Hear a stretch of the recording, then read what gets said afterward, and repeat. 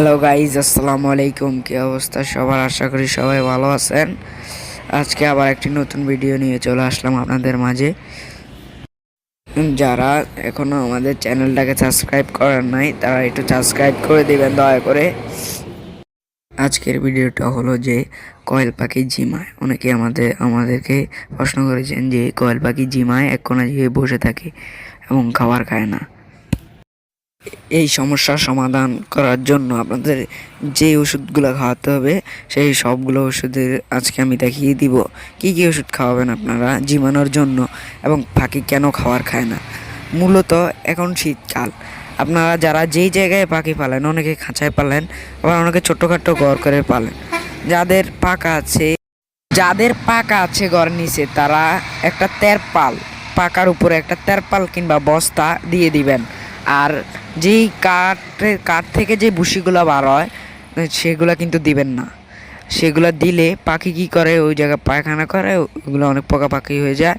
আর coil পাখি হলো পবিত্র জিনিস, যত পারেন তাদের সব কিছু পরিষ্কার করবেন, ঘর পরিষ্কার পরিচ্ছন্ন রাখবেন, খানার পাত্র পরিষ্কার পরিচ্ছন্ন রাখবেন, তাই আর পাখি ঝিমাবে না। আর যারা এই কাঠের তুষ দেন তারা কিন্তু কাঠের তুষ দিবেন না। এবার থেকে ওই যে দান থেকে মূলত দুটা জিনিস বাড়ায়, একটা হলো তুষ আর একটা হলো চাউল। এই ধানের তুষগুলো দিবেন। ধানের তুষগুলো দিলে আর এইসব সমস্যা হবে না। আর অবশ্যই তুষ দেওয়ার আগে 2-3 বার রোদে শুকিয়ে নেবেন। আর রাতে চেষ্টা করবেন যেন লাল লাইটগুলো, এই যে লাল বাল্ব আছে না, সেই বাল্বগুলো যাতে 100 ওয়াটের পারেন আর 200 ওয়াটের পারেন, যেই লাইটই পারেন জ্বালাবেন।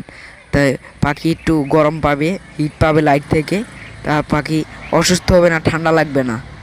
আর চেষ্টা করবেন র্যানামাইসিন খাওয়ানোর জন্য। র্যানামাইসিন খাওয়ালে পাখি আর জিমায় না। র্যানামাইসিন যারা যেই কোনো কারণে পাখি জিমাতে পারে, যেমন ঘর অপরিষ্কার থাকলে, তারপর পানির পাত্র নোংরা থাকলে, আবার কাঠের তুষ দিলে, এগুলো কিন্তু পাখি জিমায়।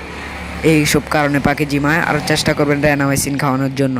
র্যানামাইসিন দেখবেন মাঝখান দিয়ে একটা দাগ আছে, এই মাঝখানের দাগটা ভেঙে তারপর আপনারা কী করবেন, এইটাকে যে কোনো একটা পলিথিনে নিয়ে গুঁড়ো করে ফেলবেন। গুঁড়ো করে পানির সাথে মিক্স করে দিবেন। এটা কিন্তু 8 ঘন্টা রাখতে হবে। 8 ঘন্টা পর আবার পানিটাকে চেঞ্জ করে দিবেন। আবার 3 দিন পর আবার আরেকটা অর্ধেক খাওয়াই দিবেন। এভাবে পাখির জীবাণু কমে যাবে ইনশাল্লাহ। আর চেষ্টা করবেন ব্রয়লারের আদারটা না খাওয়াতে। ব্রয়লারের আদার খাওয়ালে কি হয়, পাখির চর্বি জমে যায়। আবার অনেকে ব্রয়লারের আদার খাওয়ায় যেন তাদের পাখি ওজন হয়ে যায়, তাড়াতাড়ি ডিম দেয়। এটা কিন্তু একটা ভুল ধারণা। এটা চর্বি জমে যায়, তারপর আবার 60-70 দিন হয়ে যায় কিন্তু পাখি ডিম পারে না। সোনালি যে খাদ্যটা আছে, যেখান থেকে পারেন সোনালি খাদ্যটা কিনবেন। সবাইকে আমাদের পাশে থাকার জন্য শেষ পর্যন্ত